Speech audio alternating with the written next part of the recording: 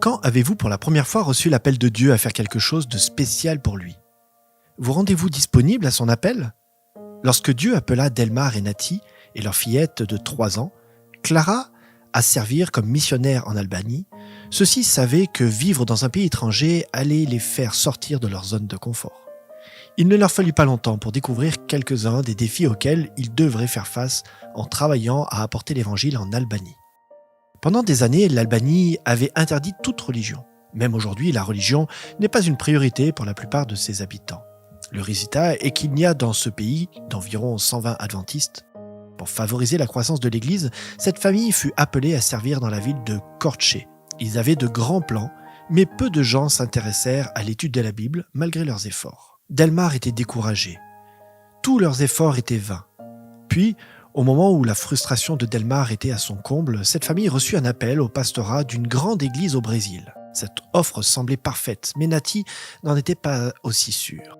I came and talked to my wife. You know, we got a call to go back to Brazil. What do you think? We're not doing anything here anyway. Why we don't accept that and we just live? And that's it. She looked to me. She said, do you think that we did everything that we could here in Albania?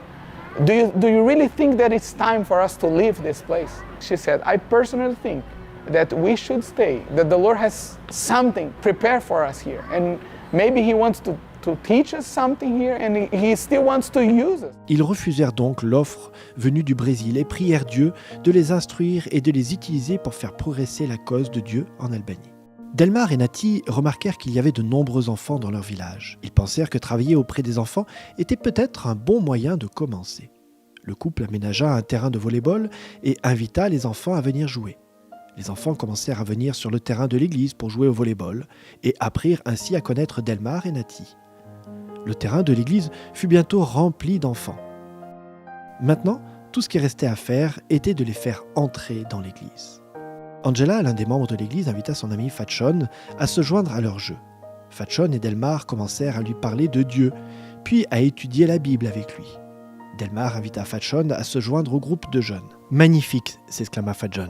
« Je veux aider ces enfants à servir cette communauté. » Il s'impliqua très vite et gagna l'affection des enfants. Fatshon contribua à rassembler ces jeunes, et son intérêt dans la parole de Dieu augmenta. Delmar eut la joie de baptiser Fatshon, son premier baptisé en Albanie.